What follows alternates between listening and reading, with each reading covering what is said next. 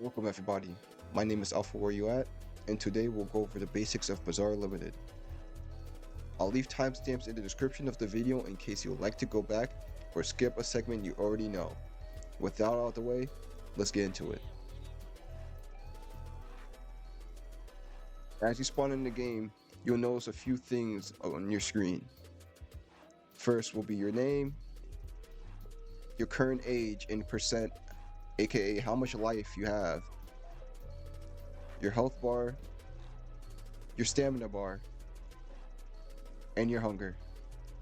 But most importantly, your hue bar, which will basically be your secondary form of progression. Now that you know all of this, your first question will probably be, what do I do? Well, I'll tell you. Your goal as a freshie is to get as much money as possible. The main way to get money is to pick up trash around the map and sell it to one of the two locations. One of those locations being near Crazy Cosmo, and the other location is at the very back of the market. Once you get enough money, I suggest buying wrist and ankle weights. Just simply go around the building from the far right of Crazy Cosmo and turn left. It shouldn't be too crazy to buy if you've been grinding money already. There are also barbells, but they're located at the gym, so try not to bother to buy them if you're already trying to train already. And don't forget to get the push-up trainings above the library. There's also sparring mitts next to the push-up trainings. Although you will need another person to use the mitts, the person using the mitts will M2 you after you land 3 M1s. Then you'll weave their M2. Keep doing this until the training is done. Both of these trainings are good for SP gain. How do I get SP? Well, that's quite simple. All you gotta do is just fight against other people, preferably people similar to your own strength. Some clans get a huge burst of SP when either getting knocked, winning a fight, or just fighting for genuinely a long time. Next will be, how do you fight? Well, starting off, you will have block, dash, and Weave. Weaving can be used by pressing R right before an attack hits you. However, if you miss it, you will get heavily punished. Some moves also go through weave as well. Your next line of defense will be blocking when weaving fails. Can be used to get out of certain playstyles that weave can't really save you from. Dashing doesn't really give dodge frames like other games do, so only use it to gain distance or to dash towards your opponent. When entering combat, you will have engaged as your combat tag at the top of your screen. When you do get below half, your character gets an annealing animation.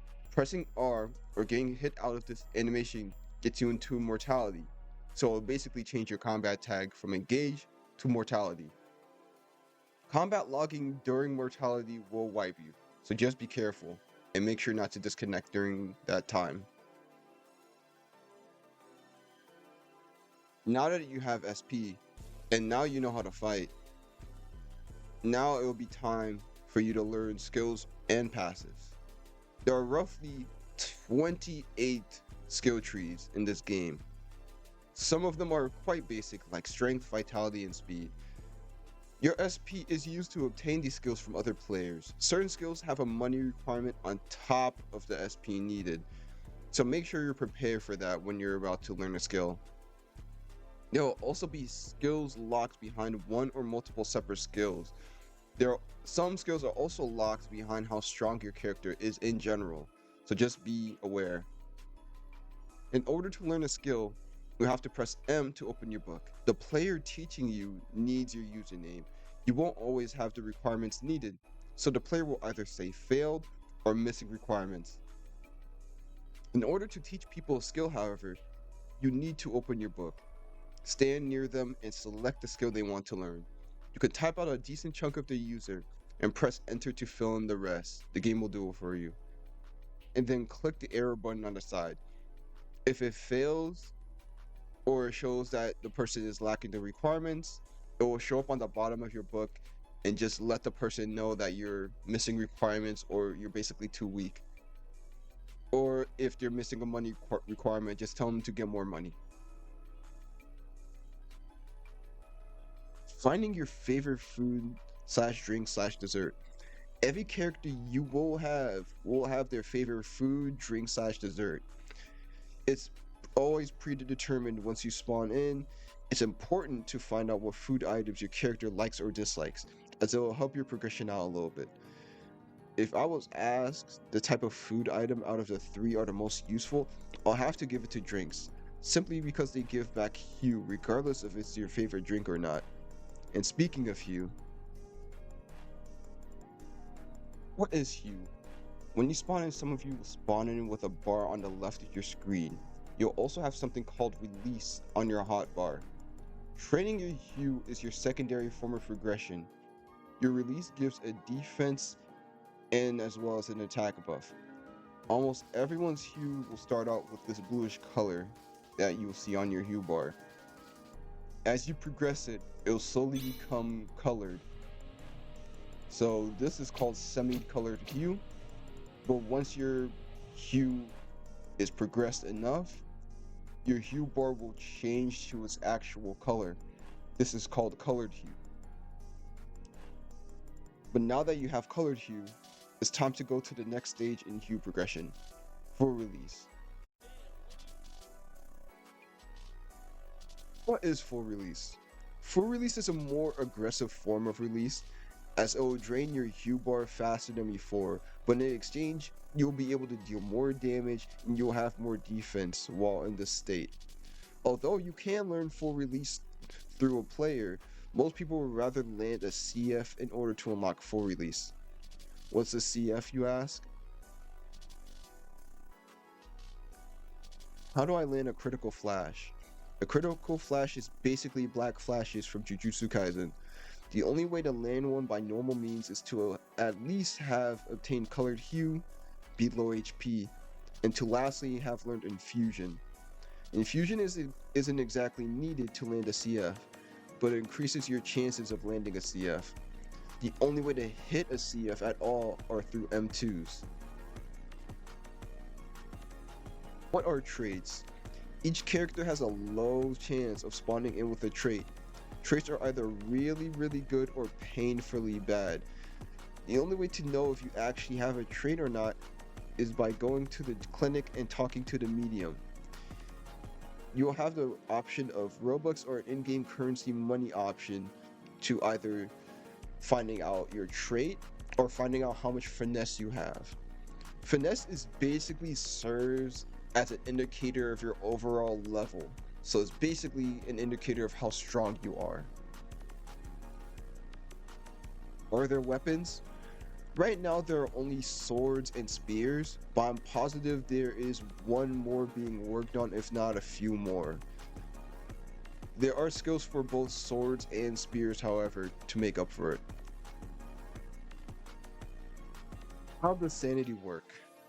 Sanity in this game is honestly pretty straightforward. Just don't watch someone wipe in front of you. Don't follow yokais into limbo.